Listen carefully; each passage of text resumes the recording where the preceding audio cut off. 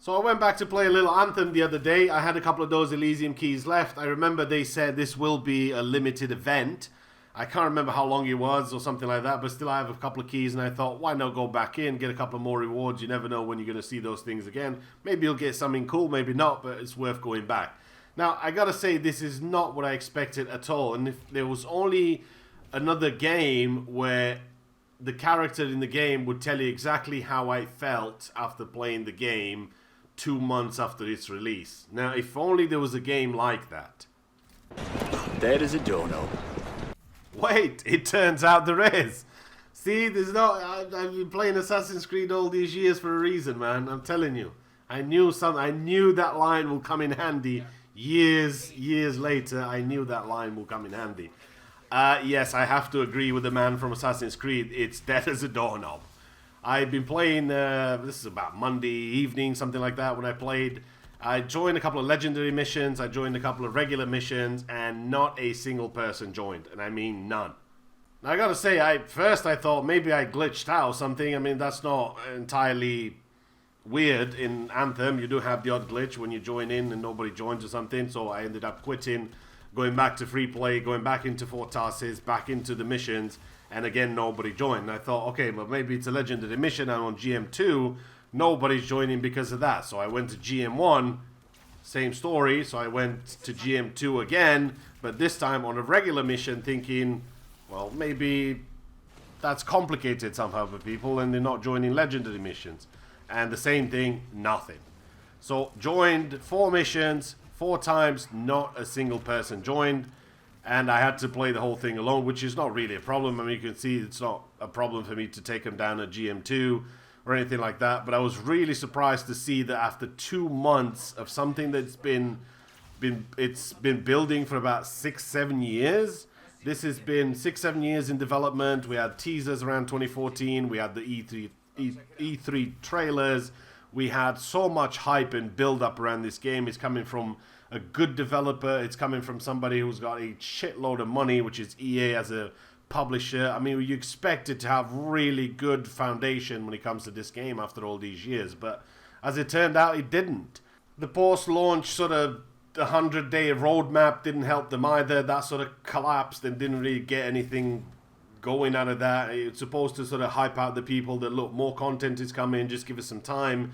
The Kotaku article, which I'll link in the description if you want to read, didn't help them either. The Frostbite engine didn't help them either, because the EA is always shoving that engine down your throat and making everybody use it. It's not really a good idea all the time, because that's a difficult engine. It belongs to DICE. DICE have made it especially for them. Sure, it could be adapted and changed, but according to a lot of developers, they've always complained about the Frostbite engine not really being too friendly and having too much work with it in order to make it work in their own game. And I don't really see that as a problem. I think, of course, engines are built for certain things. Engines are built for specific games, for a series, for things like that. You've got Fallout, you've got Battlefield, you've got a lot of other games that built specific engines for a series, and that works for that because it's built for that. But I think in this particular case, I mean, you can see how choppy it is. I don't know if once I render this, if it's going to be as choppy, but I'm getting about 43 frames, and then it's 80, and then it's 90, and then it's 42 again. It's just choppy as hell.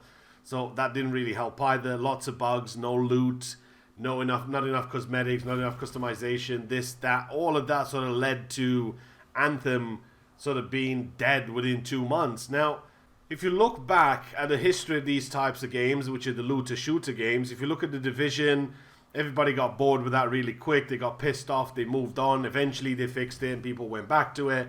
Same thing happened to some of the gold standards, as I like to call them. I mean, look at Warframe. Nobody really played it past a couple of weeks, months after it came out. It was really bad. They needed some money. They needed to do some changes. They needed some investment. And eventually, 2-3 years, whatever it took them later, Warframe is the game that you know today. I've got 2,000 hours into it, and I still go back and play it. Maybe I don't go back every month, but every 3 months, 6 months, whatever they get content in it, I go back, I check it out. So maybe Anthem could be a good game in 6 months to a year. Look at No Man's Sky. The same sort of thing happened to No Man's Sky. Much hype, come in, wait a minute, fucking 3 alien races, bullshit. aliens flying upside down. There's just a lot of things that nobody enjoyed. But given, I don't know, it's been, what, a year, 2 years since No Man's Sky came out, maybe longer. But apparently if you go back and play it now, things are a little bit different. It works better. You can meet up with your friends. You can do certain things. You can build better. You can whatever. So I think it's a bit too early to see if this is dead as a service.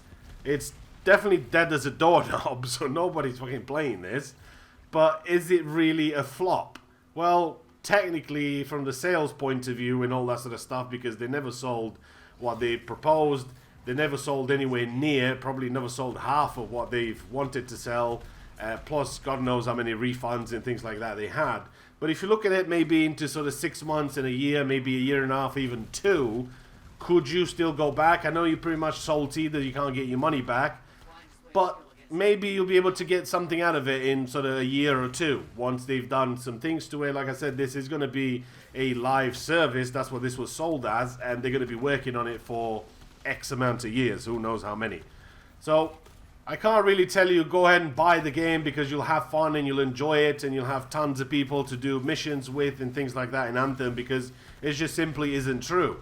You'll go into missions, you'll be lucky to find somebody. You're always going to get somebody in the sort of the Heart of Rage and Strongholds and things like that, because people always go to farm, always go into farming those events. But I must admit, I did struggle to find players and people to play with. Like I said, it doesn't really matter for me because I can do the missions on my own, so that's not really what's bothering me. Although I'm still surprised to see that on Origin itself, it's still $59.99 to buy, but if you go to, I don't know, any other site out there, for Kinguin, for example, it's 27 euros.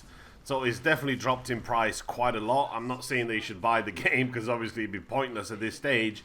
But maybe hope is not lost. Maybe, who knows, in, like I said, 6 months to a year, maybe even more, Anthem will be giving that live service because it was sold to you as a live service. And maybe you're not going to be that salty because you spent 60, 80, 100, whatever you've paid for your version of the game. And you'll be able to sort of get some satisfaction out of that money in about a year's time or whatever it's going to take. Hopefully it'll turn out to be that way. Otherwise, what can I say? Put a bit more salt on, friend. So let me know your thoughts. Do you think that it really matters these days that you've got a big publisher behind you and a big development? You have to deliver a good, fun game to people. It doesn't really matter what and how you got to that point. As long as you have a good, clean, fun product for me and my friends to enjoy, we'll definitely be buying it.